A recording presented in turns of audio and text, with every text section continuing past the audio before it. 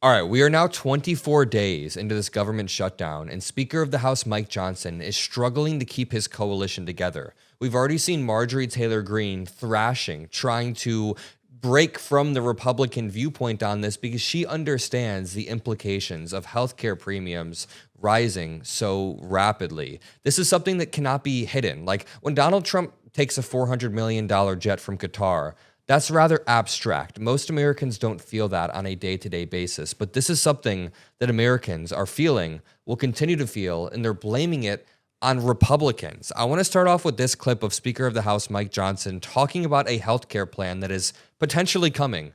Keep in mind, they've said there's a healthcare plan in the works for the past decade, but now all of a sudden, they're claiming to have something that may be able to replace Obamacare. Here's him getting pressed on this 2 days back. But if you have ideas and you have plans, why not have that out there to talk about in the public so the people can hear that debate happening? I mean, you could have committees in session right now. They will, Caitlin. Talking about this. I think the question is maybe we need to get back to regular session so we can.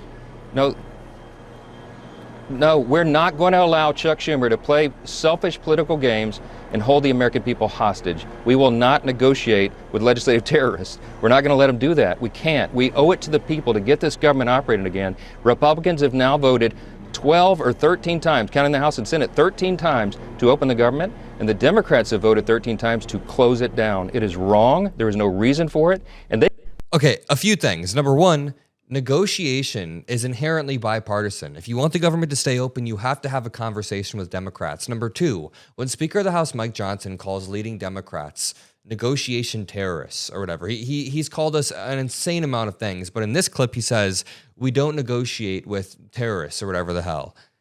Just know that a few days back, Leader Hakeem Jeffries almost died. There was an assassination plot against him from a crazed Trump supporter who said in a chat that he needs to take this terrorist out. When Donald Trump got asked about this, in this clip right here, he acts dumb. Take a listen. He tries to pivot over. The same day you established this task force back on January 20th was the same day you pardoned the January 6th defendants. Yeah, very proud of that. Yeah. Just last weekend, one of them was charged with allegedly threatening to kill House Minority Leader Hakeem Jeffries. And a big theme of this task force has been allowing law enforcement to do their job and holding accountable people who go after law enforcement.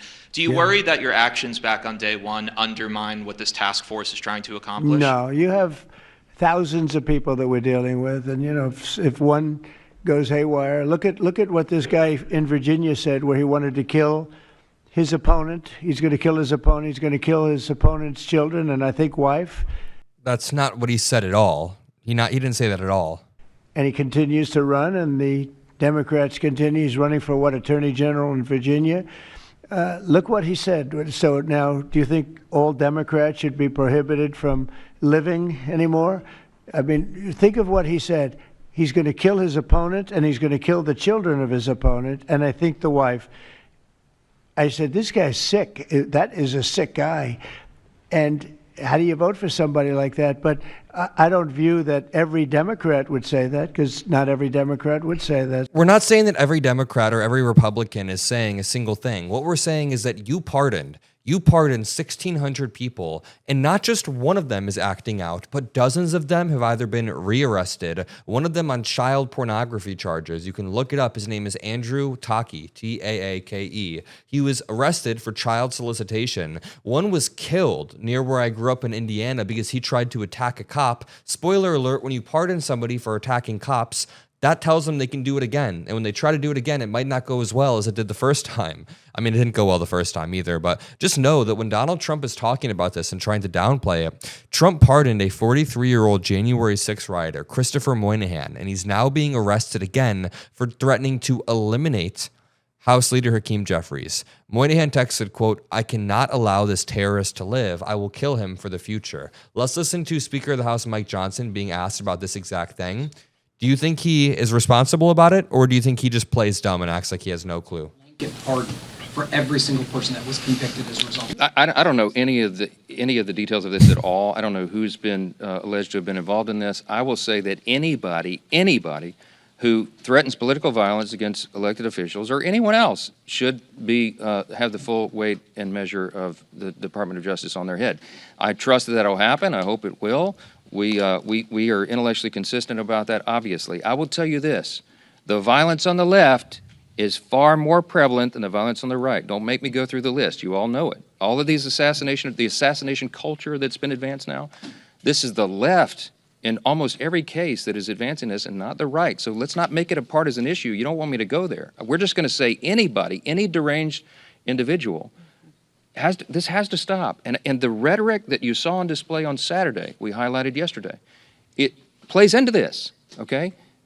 There are people that get triggered. There are deranged people in society when they hear elected officials participating in a rally that was paid for by Soros and sponsored by communists, with signs and placards and mantras that were repeated that we should bring death to, fascist politicians. What they mean is they call every Republican a fascist now. They're calling for the death of elected officials. Please, enough of that. We got to stop it. Stop the rhetoric, stop all the nonsense, and stop the violence. Thank you. Look. Just a huge non-answer. This is coming at a time when Republicans are being increasingly blamed for the government shutdown that's happening right now. So at first, people were about evenly split along party lines. Democrats blamed Republicans, Republicans blamed Democrats, independents were split in the middle.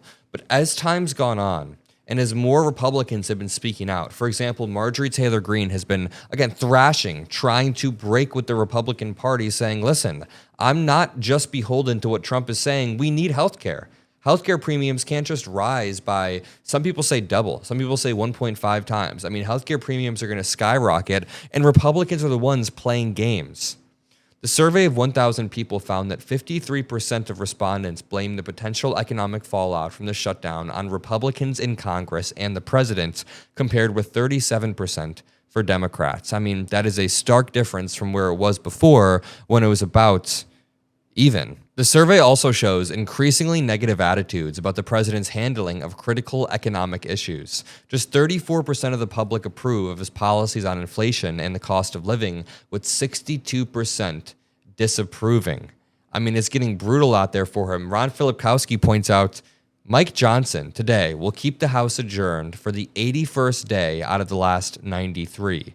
That's 12 days of work in over 3 months, with full pay and full benefits. A lot of government workers don't even get full pay and full benefits, but Mike Johnson gets to shut the government down and still receive that.